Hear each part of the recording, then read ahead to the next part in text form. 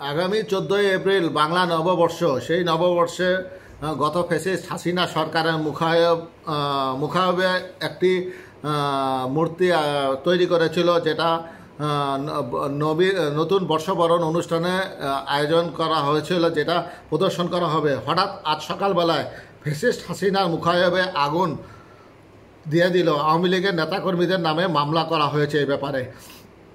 ঢাকা বিশ্ববিদ্যালয়ের চারুকলা অনুষদে নববর্ষের আনন্দ শোভাযাত্রা উদযাপনের জন্য বানানো ফ্যাসিস্ট খুনি হাসিনার মুখায়ব ও শান্তির পায়রা দুটি প্রতিকৃতিতে আগুন দেওয়ার ঘটনা শাহবাগ থানায় মামলা করা হয়েছে। মামলায় ফ্যাসিস্ট আওয়ামী লীগ, যুবলীগ সরকার কর্তৃক নিষিদ্ধ ঘোষিত ছাত্রলীগ সহ আওয়ামী লীগের অজ্ঞাত নেতাকর্মীদের আসামি করা হয়েছে।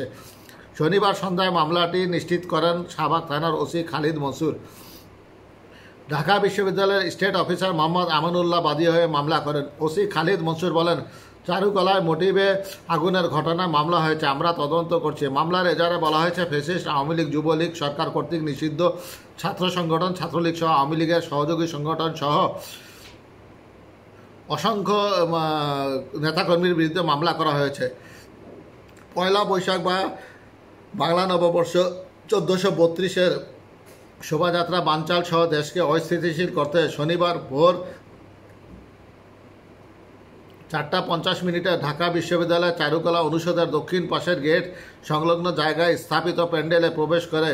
এরপর তারা প্যান্ডেলের ভিতরে নির্মিত বিভিন্ন ধরনের প্রতীকী মোটিভের মধ্যে দানবীয় ফ্যাসিস্টের প্রতীকী মোটিভটি আগুন ধরিয়ে পুড়িয়ে দেয়। এই বিশ্ববিদ্যালয় প্রক্টোরিয়াল টিম প্যান্ডেলের ভিতর আগুন দেখে দ্রুত ঘটনাস্থলে উপস্থিত হলে আসামিরা দ্রুত পালিয়ে যান।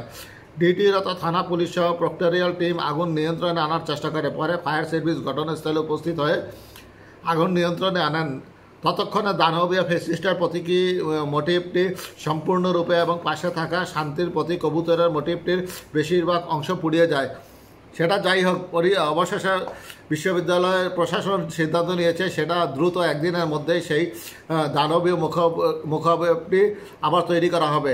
সিসিটিভি ক্যামেরায় দেখা গিয়েছে যে আজ ভোর 4:44 ওয়ার্ল্ডটপকে এক যুবক সেখানে ঢুকে এবং 2 মিনিটের মধ্যে এই আগুন ধরিয়ে সেখান থেকে পালিয়ে যায়। আমরা আশা করব পুলিশ সেই ব্যক্তিকে ধরবে এবং এদের সঙ্গে কারা ষড়যন্ত্রে লিপ্ত আছে তাদেরকে আইনের আওতায় আনবে।